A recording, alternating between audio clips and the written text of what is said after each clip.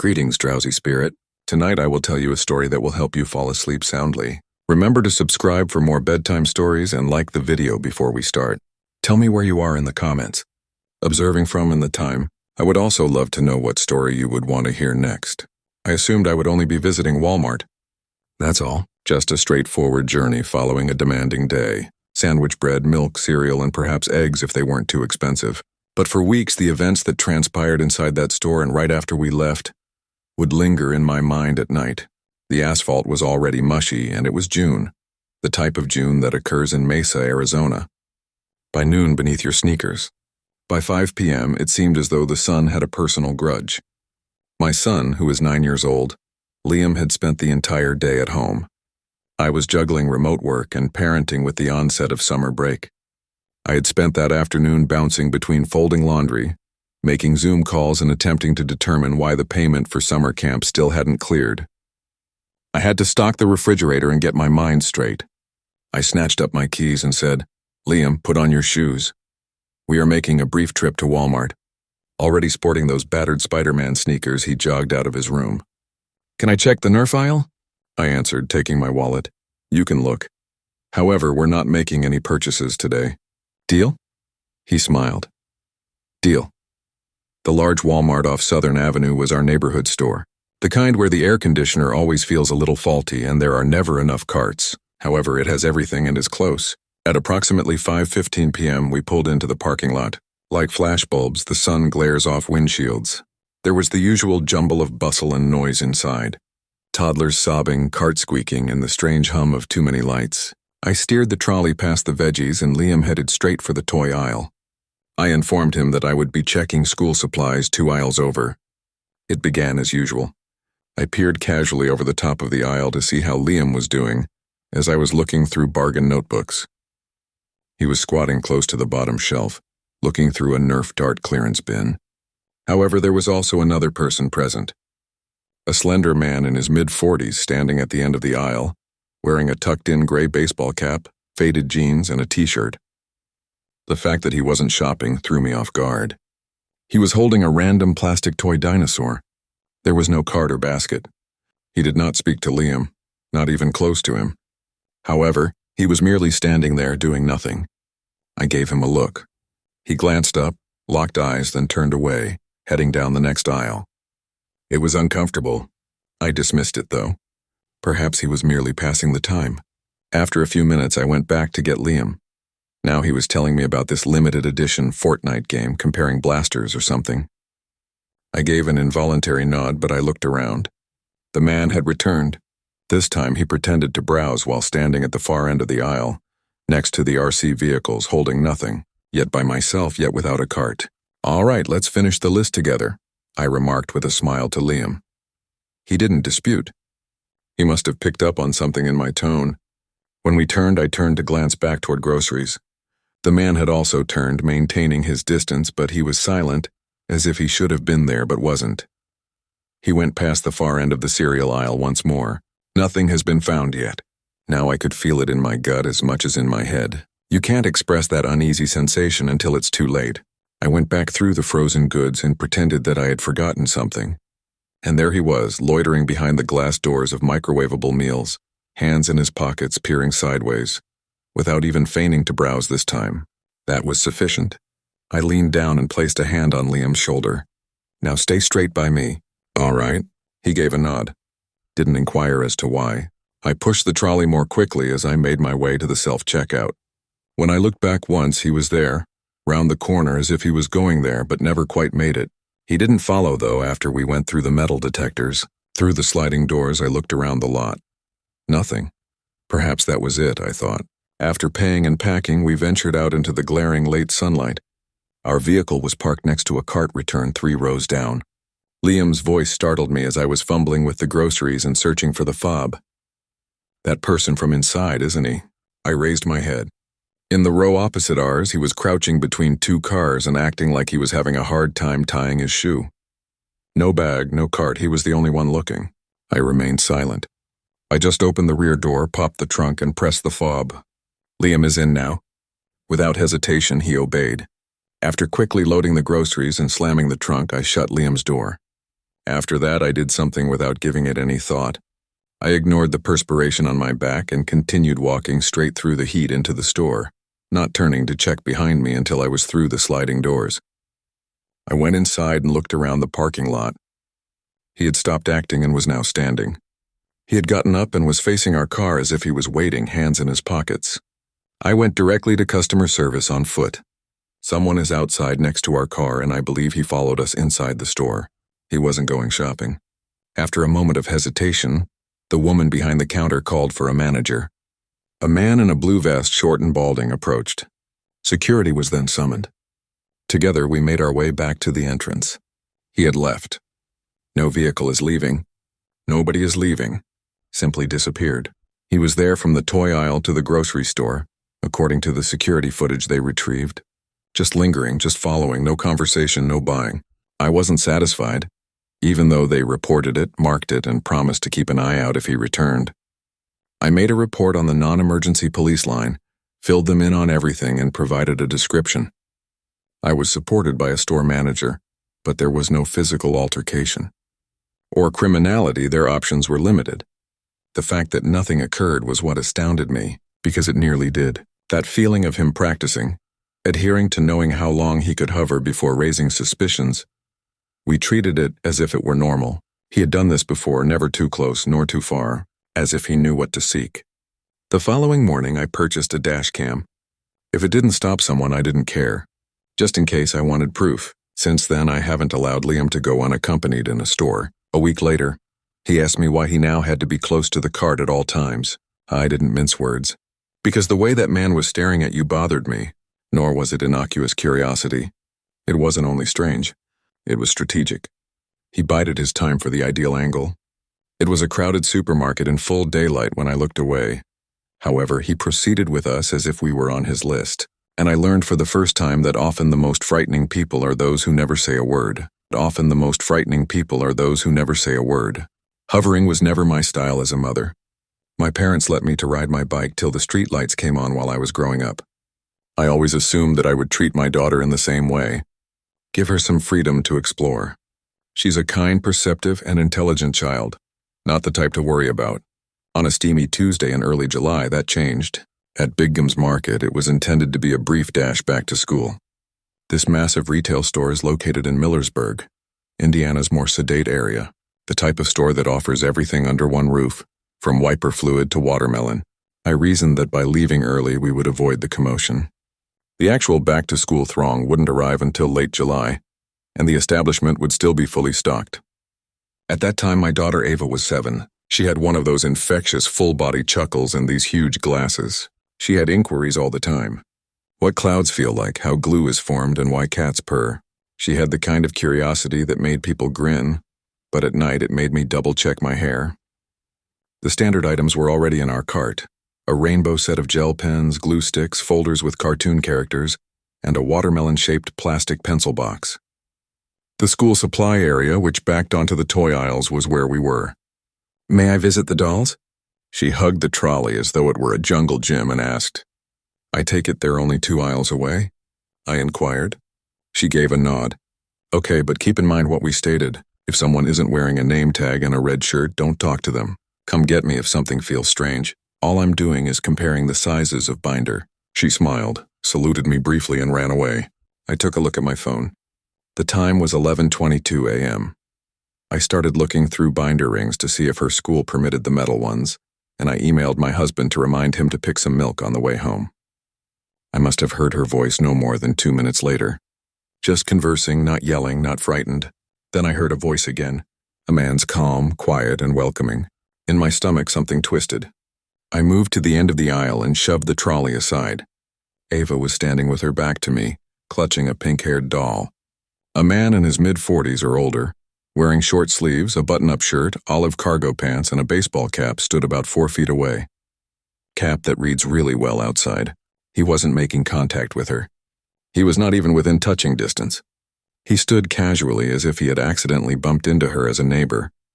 As though he had said this 100 times, he was grinning. Not a grin, but a gentle, practiced smile. His words, "You gotta know where to look," were directed at the rear of the shop. The nice toys that are on clearance are kept close to the loading area. The majority of people don't even go back there.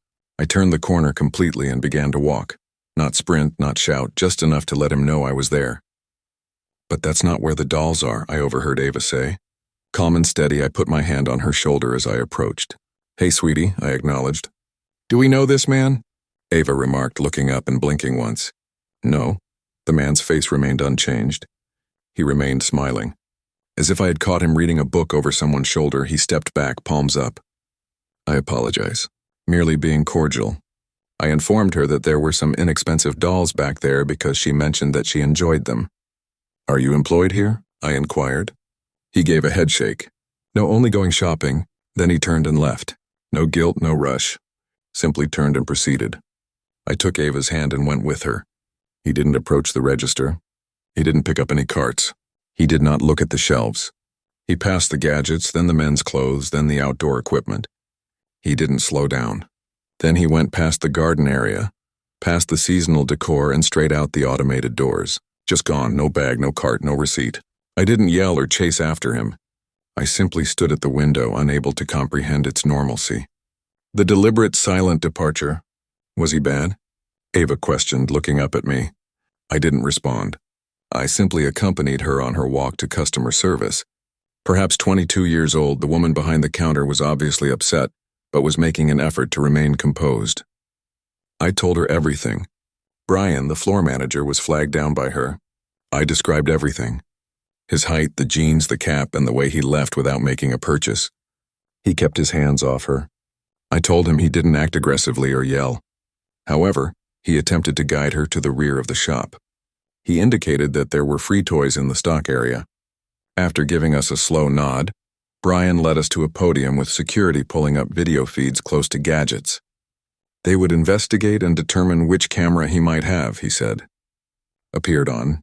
He returned after 10 minutes of waiting. He was not plainly visible on the front cameras.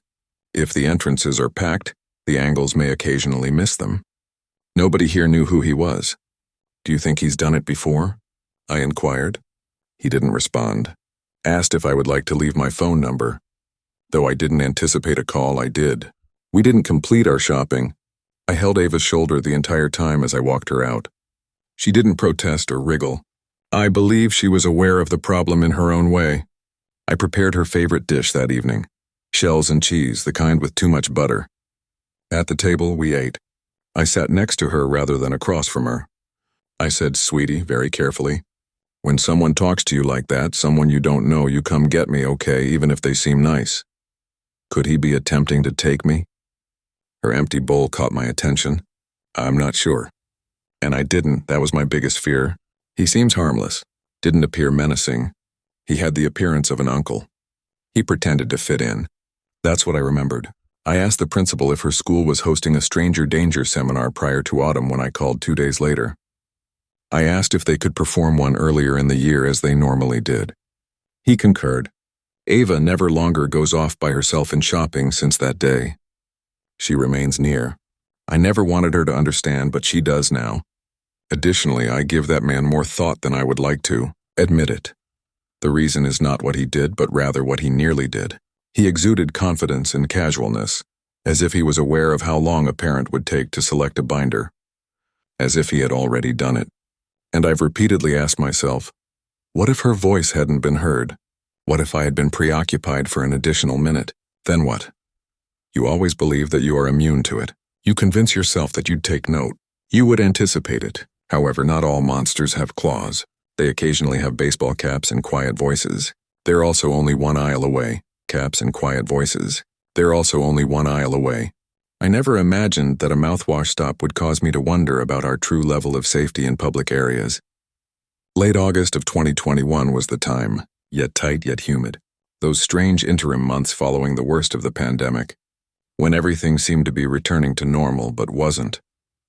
Everyone was still a little tense, even though more people were out and stores had reopened, as if we were all anticipating the next mishap.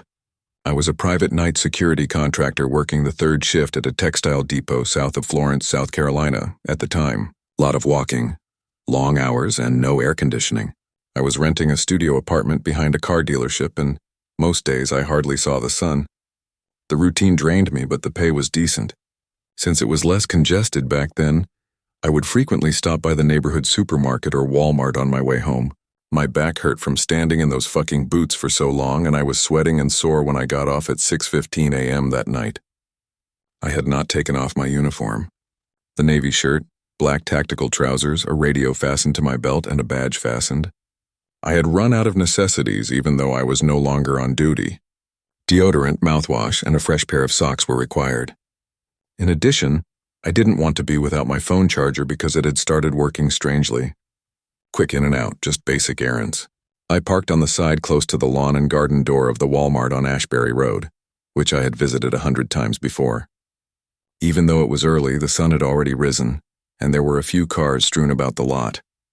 Still thinking about the call I had taken at 4 a.m. regarding a raccoon tripping the motion sensor, I recall yawning as I reached for a cart. It had been one of those weeks. At first, I didn't notice him. He blended in. A tidy gray polo shirt, khaki cargo pants, and work boots are worn by someone with an average physique, possibly in their early 50s. His gait made me think of someone who was accustomed to giving commands. No slouching, arms relaxed, straight back. I heard, "Morning, sir," as I was making my way to the hygiene aisle. "Perhaps you left your phone near your car." Mid-step, I paused. The man was standing near to the seasonal aisle divider, about 10 feet back, one hand perched on a display rack's end. He hadn't approached me. I gave him a look. "Apologies," he grinned. "I wanted to let you know. If you want to make sure before someone takes it, you may have left your phone outside your car." I gave my pocket a pat. "I left my phone exactly where I left it." "No," I said, "I have it, but thanks." He nodded as though he meant it. But there was a problem. There was no Walmart vest on him. Not even a clipboard, a walkie, or a name tag. However, he stood as if he was accustomed to being inside. "You're employed here?" I inquired. "I assist him," he said carelessly, "just keeping an eye out for things related to loss avoidance." I furrowed my brow. "Have you got identification?" He gave a small laugh. "We are no longer required to wear them. There were too many client complaints during CO. You are aware of the situation." Bullshit.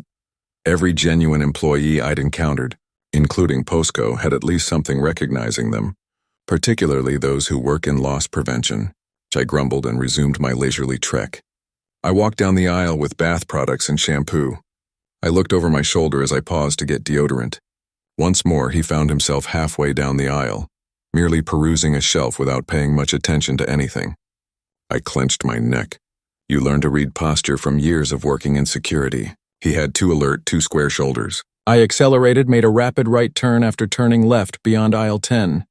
I landed up in toys after circling around electronics. I was hoping he would follow.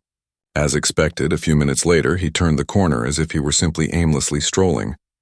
I pretended to look through remote control automobiles while I stood motionless. "Everything good?" I didn't look up when I asked. "Just checking on things," he said, taking a step toward her. "Recently, there has been a lot of thievery." "You'd be shocked." I turned to look at him. "Will you ever present me with identification?" His face shifted. "Only a little." Less amiable, tighter mouth. "You should show more deference," he remarked. "All I'm doing is my job. Next, get your boss. Right here, I'll wait." At that point, his entire attitude changed. The phony politeness faded. He gave me another look and then huffed briefly. He responded, "Whatever, man," and pivoted on his heel. I remained motionless as he left, heading back toward the door by the self-checkout rather than any employee area. My chest thumped with my heart. That exchange didn't sit well with me at all. There was a problem. I strolled over to the front desk where the customer service was located. Someone was returning a blender with the assistance of a young woman wearing a blue vest. She grinned at the sight of me waiting. "Am I able to assist you?" "Yeah," I replied. "I think there's a guy pretending to be security in here." Her grin dimmed. "What does he look like?" I characterized him. His attire, stature, physique, and his words. She and the older woman behind her looked at each other. "A manager, perhaps." "Will you please wait a moment?" she inquired. After a minute, a short, square-bellied man emerged from the back office with a radio and a legitimate badge. That was his name tag, Daniel Asset Protection. I went over everything once more. Daniel scowled deeply. He mentioned that we had previously had someone who fit that description loitering in the parking lot, usually just before sunset or early in the morning. When I last saw the man, I volunteered to lead him out the front exit. We didn't observe him inside. While I stood close to the registers looking out through the sliding glass doors, Daniel used his radio to call another team member, and they checked the parking lot. He was not visible to me. It was 15 minutes before Daniel came back. He gave a head shake. He is no longer there. Once more, I inquired. Daniel gave a nod. This month there have been 3 reports. He is not interested in products. He goes after consumers, usually by themselves early, and among folks who appear exhausted or preoccupied. Says stuff like he's with security or you drop something. We believe he's attempting to get folks outdoors. For what purpose? Daniel paused before responding. Robbery, perhaps worse, is the best assumption. Perhaps collaborating with someone. Hard to say. Shortly after, I completed a brief incident form and departed. They volunteered to walk me to my vehicle. I agreed. That day I didn't get all I came in for. I didn't use the charger.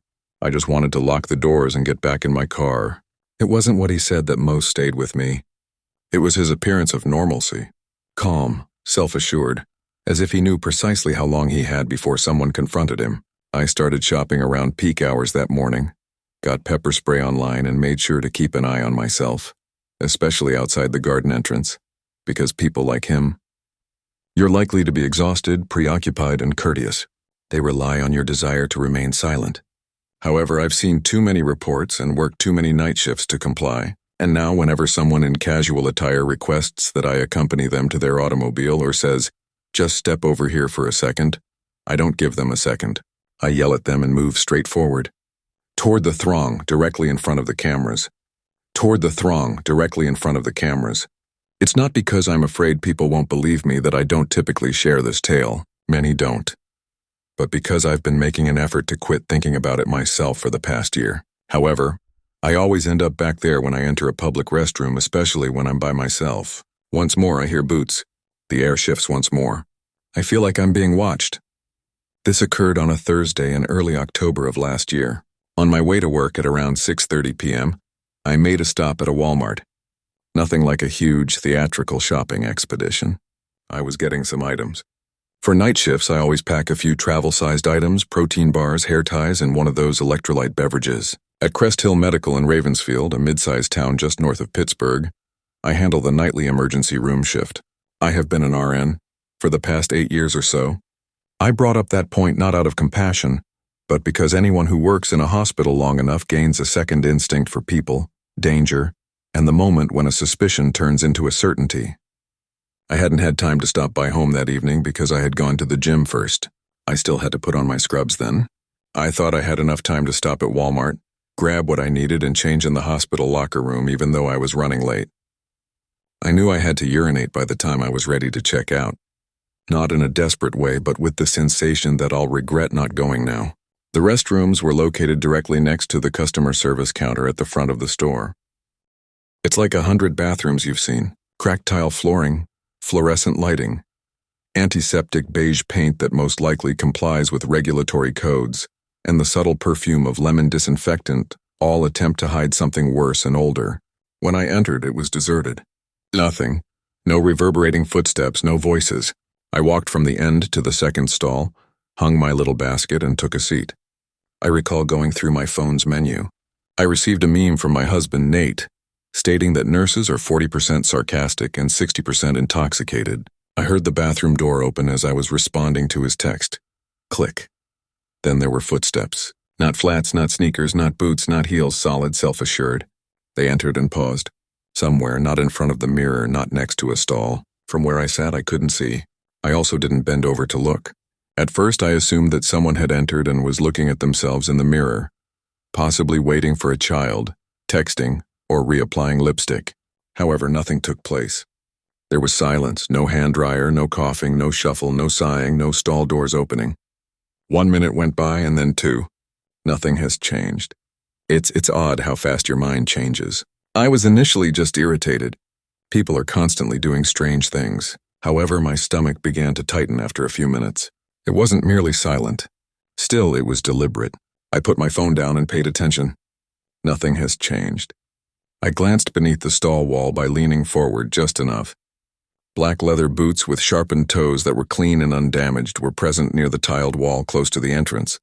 Facing the line of stalls, simply standing motionless, without moving or shifting positions, my heart used to kick forcefully before settling into that quick, shallow rhythm.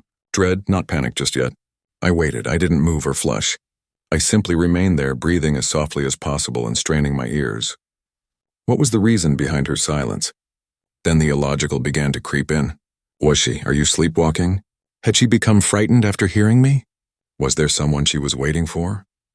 However, none of those made sense because she had entered, proceeded a short distance, halted, and remained still ever since. I looked at the time. It had been 8 minutes. Silence for 8 minutes. I grabbed my phone and took the only sensible action. I sent Nate an SMS, strange circumstance. In Walmart's restroom, a woman is standing by the door without doing anything. Been here for a long time. He called me right away. I replied in a whisper. I whispered in a low voice. Don't say my name. Just stay on the line. I tried to explain without making any noise when he inquired what was going on, and that's when I heard it. Click. One of the boots creaked after turning a little. The bathroom door opened gently. The door creaked and then closed again with a gentle thud, but I didn't hear her go. I waited for 5 seconds. 10. Nothing. I leaned forward once more after that. She had left. No legs, no boots, no noise. I got up, flushed, reached for my basket with a rubbery hand, and walked out slowly. There was nobody in the restroom. It felt empty, even the air. I immediately went to customer service. I spoke to the woman behind the counter in a calm tone. I've been schooled to remain composed under duress. I described the incident. She asked if I wanted her to call a manager and nodded slowly as if she had already heard something stranger. Yes, I replied. A man approached wearing a red vest and a headphone. I also told him. Security was then summoned. Brian, a heavy-set man, approached and offered to escort me to my vehicle. I explained that I only needed to change before I left for work. He walked me out nevertheless. Thank you. I kept thinking about it later that evening. Not because anything took place. Nothing happened, but because it felt as though something nearly happened. By 3:00 a.m., the hospital was quiet. I messaged Nate once again to find out if he thought I was exaggerating. His response was no, not at all. However, that wasn't the strangest aspect. The following day was the most peculiar aspect. I returned to Walmart out of curiosity, not to confront anyone, just to take a look. It was the same woman who had previously worked in customer service. I whispered to her if they had ever looked at the video. She approached and replied, "Security said nothing showed up on the bathroom cameras, but we don't have cameras inside, just at the door." I blinking. But she entered, didn't she? She paused. They said that only you were seen entering during that time on the restroom hallway video. I was motionless as I stood. Nobody else. She gave a head shake. 10 minutes later, no. An elderly woman followed by a mother with 2 children, but no one in front of or during you. They said as much. I could see she wanted to stop talking since she was uneasy. I didn't push. When I returned to the hospital that evening, I couldn't get rid of the feeling because if I was the only one using the restroom, what in the world did I hear? What was it that I saw? What was that silent observer standing there in boots? I've thought about it 1,000 times. Perhaps the camera angle missed her sneaking in directly behind me. There might be a blind spot. Perhaps she entered and exited so stealthily that she failed to notice. However, I understand what I observed. I understand how I felt. Confusion wasn't the issue. Furthermore, there was no reluctance. That was in the waiting position. She departed after I spoke to Nate and a male voice reverberated through the restroom door. I no longer use public restrooms if it's possible. Every time I look beneath the stall doors. Before I enter, I always listen. It was altered. Something within me since nothing took place. However, something nearly did and I'd rather never know what it was. I didn't do crazy things as a child. I'm Eliza, and up until that point in my life, I had never stolen anything, not even a piece of gum. However, making poor choices might feel like minor successes when you're 16, impetuous, upset with the world, and fed up with being broke. I got into a heated argument with my foster mother that morning. She kept reminding me that I wasn't truly hers, so I told her I was done playing family. If I didn't agree with the rules, she instructed me to leave. Yes, I did. Just my backpack and a hoodie knotted around my waist, no phone, no money. Taking the 602 bus to the Omega Mart Supercenter off Highway 91, I thought I may grab a snack if no one was looking and spend a few hours strolling about somewhere with air conditioning. To be honest, I had no intention of stealing. However, I noticed this set of velvet scrunchies close to the health and beauty section. 8 hues that seemed luxurious and velvety. Like other girls, I pictured myself wearing them to school. I will no longer use broken rubber bands to conceal my hair in untidy buns. I wanted them so badly that I stuffed one in my hoodie's front pocket while feigning to look up costs, even though it was stupid. The container. I crumpled it and threw it in the cleaning aisle behind a pile of sparkly paper towel packs. I should have left at that moment, but I chose not to. I stayed in the snack for a little too long. Wondering if I could also smuggle a little bag of chips when I felt a tap on my shoulder. Cold, calloused, heavy fingers. A deep voice murmured, "Come with me," from behind. When I turned around, I saw a man who was easily 63, muscular like a linebacker, with a sun-spotted bald scalp and a close-cropped beard that obscured his face. In addition to his navy windbreaker and black slacks, he had a badge that read Omega Security on his left breast, which glinted faintly. What is this about?" I asked, feigning ignorance. "The word theft," he said bluntly. My cheeks started to get heated. "All right, have a look." "I apologize. I can simply cover the cost." I stayed in the store the entire time. He didn't answer, simply put a big, non-aggressive hand on my upper arm and murmured, "Don't test me." He started leading me beyond the checkout lines, away from the patrons and toward 2 gray doors by the employees-only storage passageway.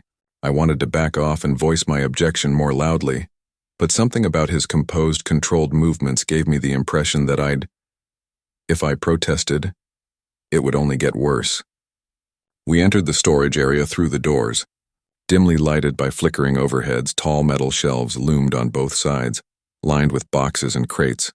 Then he switched a light switch above a tiny door that was wedged between 2 mop buckets. They unveiled a set of concrete stairs that led down into the shadows. "Let's move," he murmured, pointing to the floor. I stopped. "The office is where? Do you prefer someone else, or do you typically have cameras?" His fingers tightened slightly on my arm, but he didn't respond. Instead, he just stared at me blankly. "They kept the surveillance equipment downstairs since they thought it was just a janky layout." I started to descend the stairs. I heard a wham as soon as I reached the 3rd stair. Behind me, the door above smashed. My heart stopped beating. I ran back up after turning around. Hello, I tried the knob on the door. Locked. "What the hell?" With my fist hammering the metal, I mumbled. No answer. I took my phone out. No signal, of course. I descended carefully, the steps creaking behind me.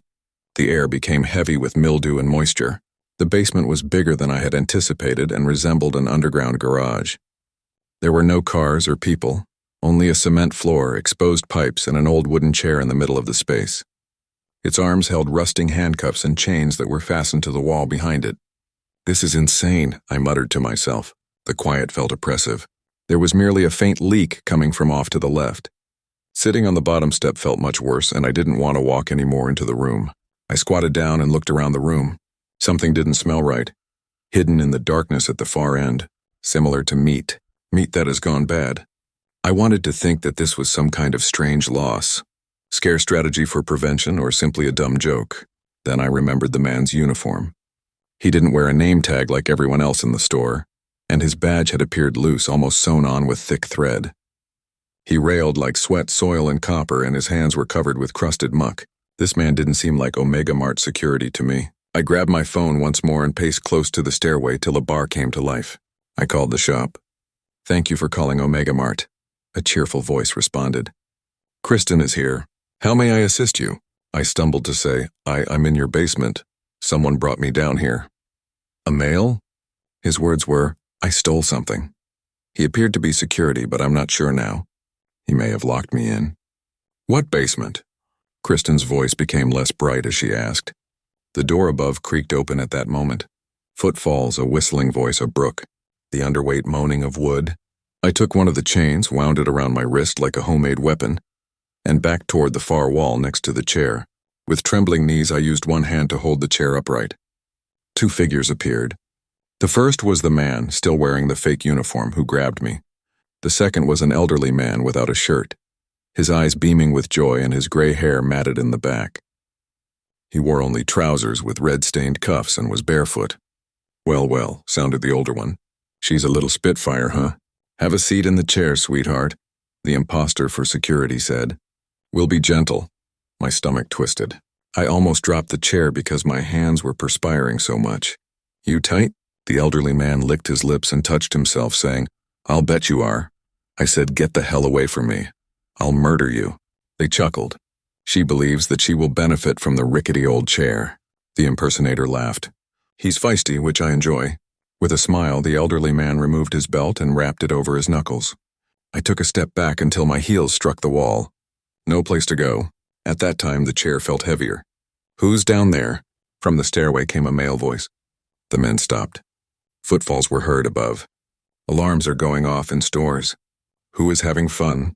The two men became frightened. The elderly one growled, "Go, go!" They scurried to the far end of the room and vanished via a secret door that I had previously missed. One that went behind the store into the woods. An alarm burst to life as they opened it. The ceiling flashed red lights. A boy sprinted down the stairs. Emblem of the store. "Caleb is the name tag." When he noticed my wide eyes, he stopped. "Holy shit, are you all right?" I sobbed as I fell to the floor after dropping the chair. "I am security," he claimed. I was locked down here by him. Caleb called for assistance. Kristen, the actual manager, arrived shortly after. Police officers, too. A few security cameras had captured the man in the uniform, but only the first time I walked into the store. He was not listed in the personnel files. Nobody was aware of his identity. The elderly man was never captured on video. They discovered a decaying dog cadaver behind the pipes in the basement. The secret door opened into thick woods and led to a rusty storm exit. While the police took my statement, Kristen provided me with a blanket and waited with me. "What would happen now?" I asked her. Softly, "They'll investigate," she said. "Eliza, you should never trust anyone unless they have a legitimate Omega Mart name tag on them going forward. Upstairs is security. It has always been." I nodded while still trembling. "I just wanted a stupid scrunchie." She gave me a shoulder squeeze. "You're fortunate. Some girls are unable to return up those stairs on foot." The men never turned up. Not yet, anyhow. I never doubted myself in front of others. I don't tend to overreact. As a single mother of 2 children, ages 8 and 13, I've grown accustomed to managing things alone. Their father hardly ever calls and lives 3 states away. I therefore don't freak out when anything seems strange. Even though I pay attention, what transpired on Thursday night made me wonder how many times I've failed to notice the warning signs in the past. How near we are now without being aware of it. In Laurel Glen, a little Tennessee town that has expanded just enough to have a store, it was a typical evening. Essentially a Walmart knockoff, but with less expensive lighting and even less expensive employee training. We traveled. My youngest, Chloe, wanted new folders for the upcoming school year, and my oldest, Emma, had been reminding me for days that her gym shoes were no longer fitting, so we went out after supper. Despite my fatigue, I assumed we would finish everything at once. Out on the edge of the lot, we parked beneath the fading streetlight. 5 minutes after getting out of the automobile, your shirt was still stuck to your back due to the humidity. Chloe wondered why the moon was so orange, and I told her that it was most likely due to either pollution or humidity, or both. That's how I remember it. "It's probably the apocalypse," Emma replied, rolling her eyes. This was as upbeat as she normally is before going shopping. We entered through the garden side door. It's never too crowded. Like a wall, the air conditioner struck us. Emma took out her phone as Chloe, as usual, jumped into the trolley. I quickly became bored and grabbed a basket, not expecting much. After about 5 minutes of wandering, we came to a corner close to the Halloween section. The candy had already been distributed in early September. Foam tombstones, giant Kit Kat bags, and plastic pumpkins. When Chloe saw the caramel, she squealed. Apple lollipops. Then it took place. A man without a cart, perhaps in his mid-30s, with a buzz cut and a simple t-shirt, quickly rounded the same corner from the other side. He almost collided with us. I automatically said, pardon me." He nearly bumped into our cart, but he muttered something, avoided eye contact, and stopped directly beside the chocolates. Perhaps, I thought, even if he was merely rushing, there was something off about the way he stood. Unlike someone who genuinely desired candy, he wasn't selecting it. He was only partly paying attention to us. Chloe requested permission to snap a photo of a candy bag, in the form of a ghost. The man literally flinched as if the sound had surprised him. Then he gave me a fleeting glimpse before quickly averting his eyes, which made my skin crawl. His jaw was tight, his eyes were twitching, and he held nothing. Just standing there acting like you're searching through candy. No cart, no basket. I ignored it and steered the cart away. We went to Jammies for ladies. They had fluffy socks that Chloe liked, and Emma wanted new leggings. When I met him again, I was attempting to concentrate on sizes. The same man passing slowly with a huge bag of now. Halloween candy was clumsily held in both arms. He wasn't trying to find clothing. He wasn't acting at all. He just kind of walked right by. Too near for anyone to enter an open area. The aisle. He was not shopping, but I followed him as he turned toward the shoes. He was observing. At first I remained silent. Perhaps I was dreaming. Perhaps he simply lacked spatial awareness. Desperately, I wanted to believe that. Across the aisle, the girls moved toward the boys' area. I looked up while still rummaging through my pajama trousers. Now dressed as the youngster, the man moved slowly around the racks while clutching the same absurd candy bag as if it were a baby. He paused close to the end cap, glanced around idly, and then fixed my gaze on my girls for a brief but sufficient amount of time. Without hesitation, I moved to stand between him and the females. "Do you see that man?" I murmured to Emma. She called it the candy creep. He has been circling, yes. A shiver ran down my spine. It was more than just my paranoia. Emma had also observed. After passing through one of those tiny cloth dividers that were used to divide the aisles, we entered the girls' clothing area. In order to keep both kids in sight, I hoisted Chloe into the cart and began to travel more slowly while observing.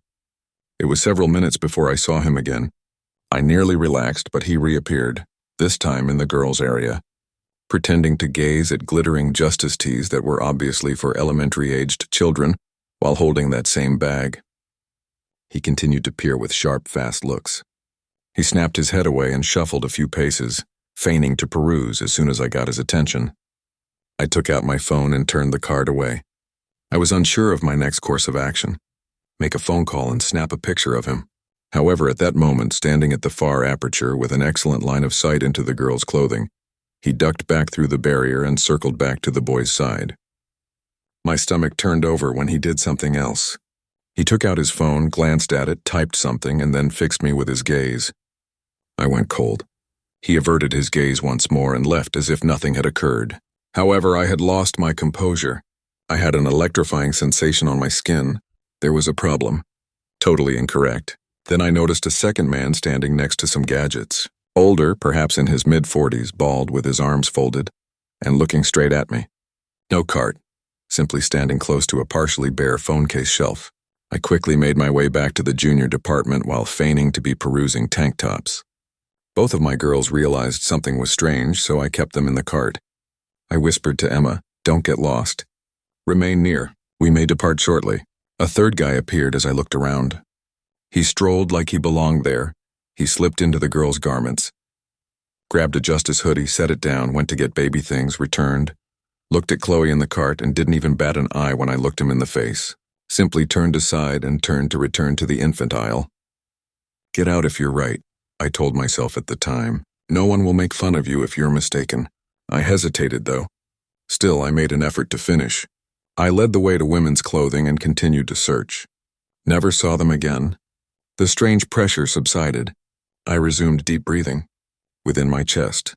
We left quickly. As I packed suitcases into the trunk, my hands were trembling. I drove directly home, shut the doors, and spent hours sitting on the couch and gazing at the front door. And now when it's almost 2 in the morning, I can't sleep because I might be mistaken. What if they were observing us, planning? What if they were only waiting for me to drop my guard for a single second? It was a prop, the candy. The hoodie was as well. Men weren't shopping here. They weren't by themselves. They weren't arbitrary. They were observing. I have no evidence. I have intuition, but I don't have names, pictures, or videos. And they screamed tonight. In the morning, I'll give the store a call. Perhaps see if there is any video. To get it on file, perhaps just report it.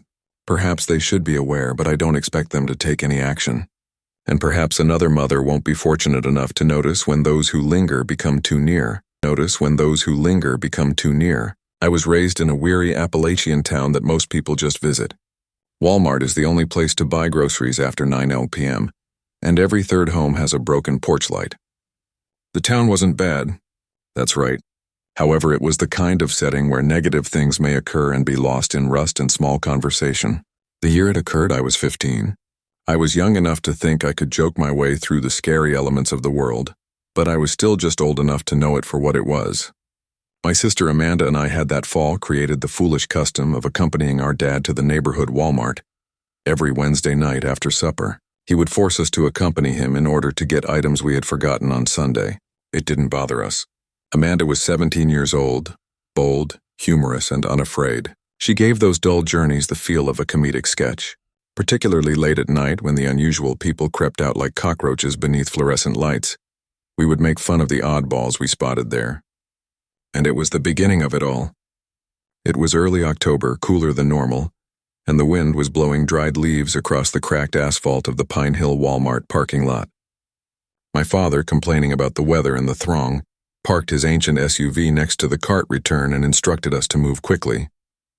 By the time we reached the seasonal aisle, Amanda and I were already giggling and whispering. She challenged me to put a bag of pumpkin-shaped Peeps in my hoodie pocket in an attempt to frighten my father. Because Halloween candy was out in full force, she pointed and gave me a hard rib cage as we came around the end of an aisle. "Yo, that guy's giving full-on creepy uncle energy," she said. I noticed him when I looked up. He was tall and lanky, with pale complexion and heavy glasses that accentuated his eyes, and he was standing close to the clearance DVDs, staring at nothing. His dirty brown hair was combed so finely that it appeared painted on, and it was parted exactly down the middle. He was dressed in pants and an oversized tan jacket with a flannel collar that appeared to be excessively large, as well as soiled off-white footwear. Nervous but playing along, I laughed. "All right. Yes, there is a dine special that is just waiting to happen," Amanda grinned. "Most likely has a windowless van." We believed he had not heard us. He didn't flinch at all. We continued to move. But he continued to appear. Down 3 aisles. He was staring at canned soup once more. The toothpaste came next. In electronics, however, merely being close to a display of counterfeit headphones, always silent. It's always there. Dad didn't notice. He was too busy complaining about how much steak was costing. Finally, we loaded up and checked out. Went home after getting the goods. We were not followed out by the dude. It ought to have ended there. All it should have been was a humorous recollection between Amanda and me. However, it wasn't. I had trouble sleeping that night. I attributed it to the soda I had with supper, but I was unable to pinpoint the cause of the tightness in my chest. The box fan in the window was humming like white noise, and I had the covers tucked up under my chin. However, I couldn't shake the sensation that I was being watched, a presence, not just a suspicion. I recall rising and going to the window to gaze out into the backyard. My gaze remained on the tree line, but it was too dark to see anything properly. The woods were directly in our backyard. Nothing changed. I did, however, lock the window as a precaution. For weeks the feeling persisted. Like clockwork, I would always wake up between 2 and 3 in the morning. Dry mouth, heart pounding, and perspiration. I informed my mother. "It was too much caffeine," she remarked. My father attributed it to horror films.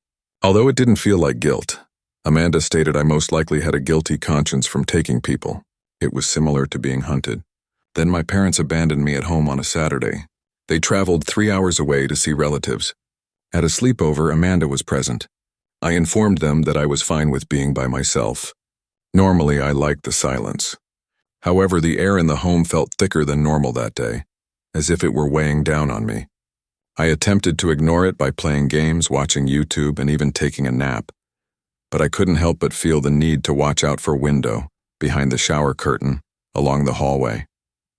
I gave my pal Jeremy a call and asked him to come get me so we could take a long drive. Perhaps smoke or simply relax somewhere other than my fucking home. He promised to arrive at 10 o'clock. I went to the curb, got my hoodie, and waited. I knew something wasn't right as soon as I got into his vehicle. Jeremy was not speaking normally. He continued to grasp the wheel too tightly and check his mirrors. "Are you okay?" I inquired. He gave one nod. "Yes, ever since I moved out of my neighborhood, this guy has been following me. Initially didn't give it much thought, but now he's blowing lights to follow me." I tensed up. "What sort of vehicle?" He took another look. An older silver Toyota with a broken right headlight. I believe that plate begins with a P. I felt sick to my stomach.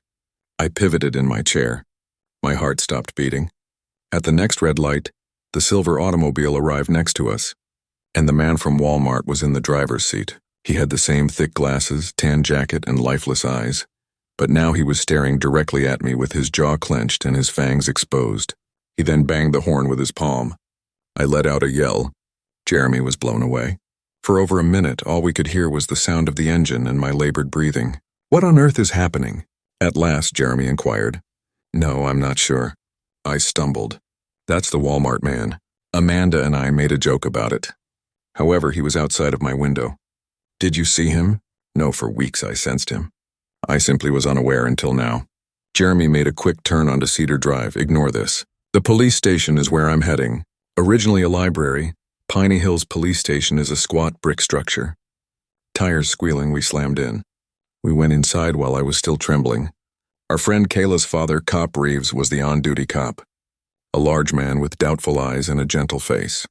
After hearing both Jeremy's and my stories, he asked Jeremy if he could recall the license plate. It sprang out of Jeremy's memories. Officer Reeves's expression transformed as he entered it into the system, and I will always remember it. He became quite silent. He then turned to us after picking up the phone and calling 2 units. He informed me, "We're sending a car to your place, and another to look for the car. Hold on tight." They called my parents. They were on their way back already. I assumed that was the end, that he would be gone and that it had all been a simple miscommunication. However, a police unit located the man 15 minutes later. He had given up driving.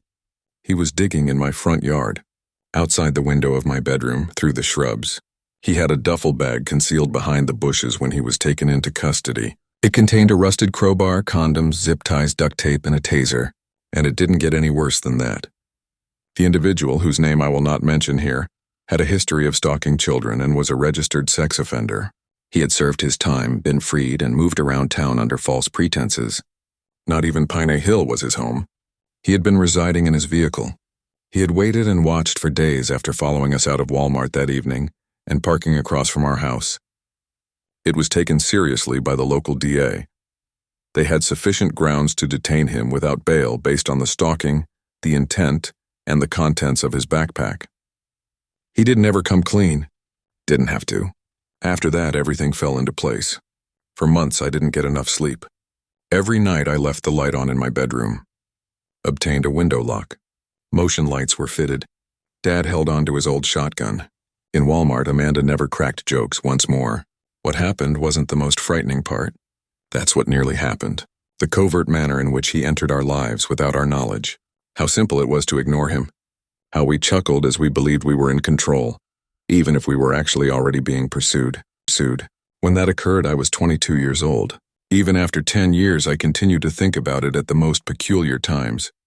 When I hear a stranger remark something little weird, or when someone walks a bit too closely behind me in a store. The year was 2013.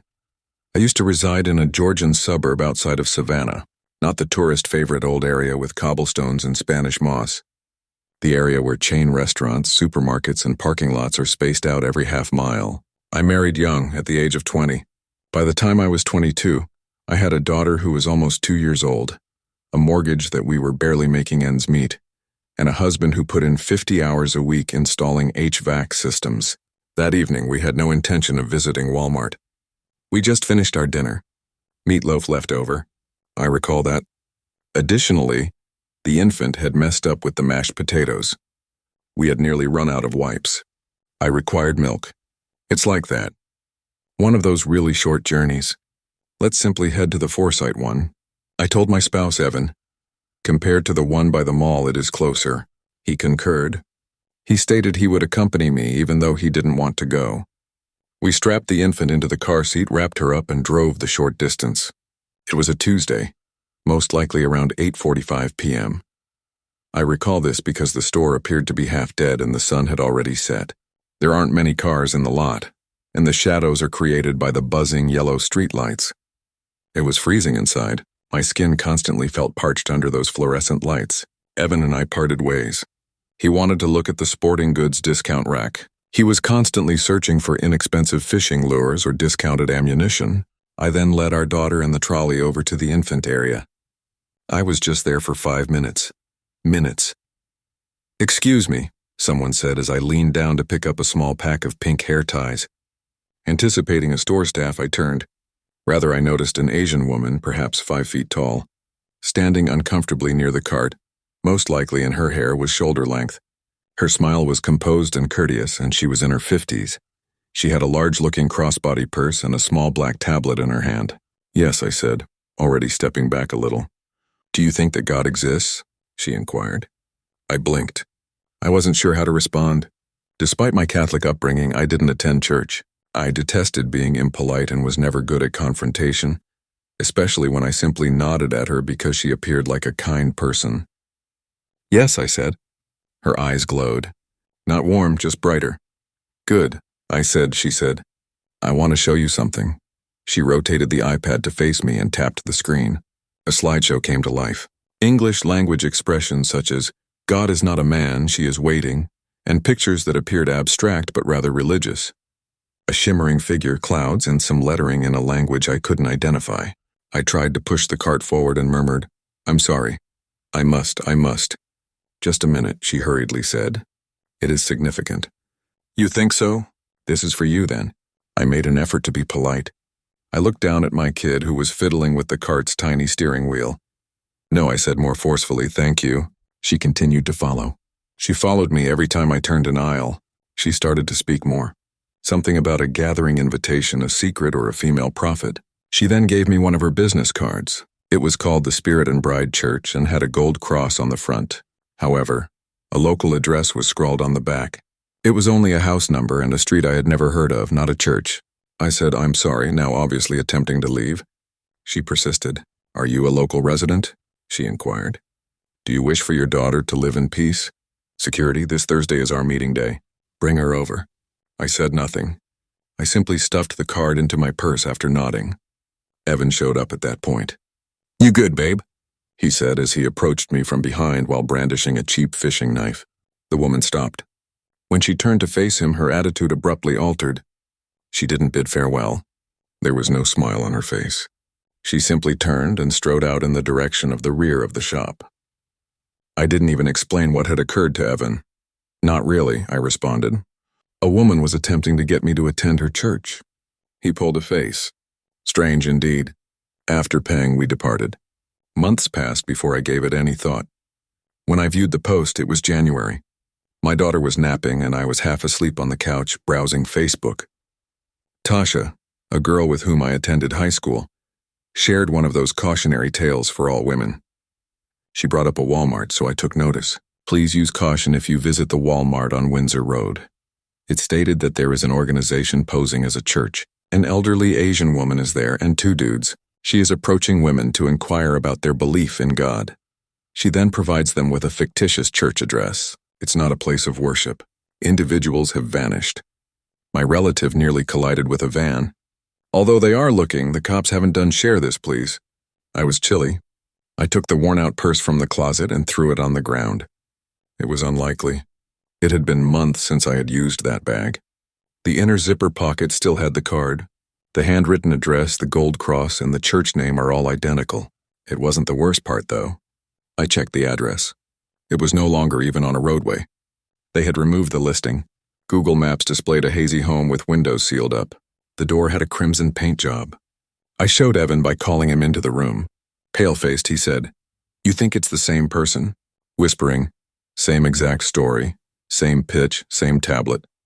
Each of us gazed at the television. Then I had another thought. She was aware that I had a daughter. She caught sight of her. "Yes." "Do you want safety for your daughter?" She questioned me. She said that to how many other women? We attempted to report it. I made a call to the non-emergency number. Although she seemed exhausted, the woman I spoke with was friendly. After taking the information, she assured me that they would monitor it. It never materialized. However, I destroyed that card and never again went into a store at night by myself. A brief story appeared on the local news website in 2015, 2 years later. Not even a paragraph, really. Police in Savannah are looking into allegations of a group enticing women by pretending to be religious recruiters. No arrests, no names. However, I knew the neighborhood they were referring about. It was the location of the address. When I read it, a chill went through me. It wasn't only me. It was authentic. I occasionally try to think about what would have occurred if I had followed her to that meeting, if Evan hadn't arrived, or if she hadn't backed off. I believe concerning the women who didn't have a suitable companion, and I'm scared of it. Her smile, the way how despite my refusal, her eyes remained composed, as if she already knew she was getting what she wanted, as if she already knew she was getting what she wanted.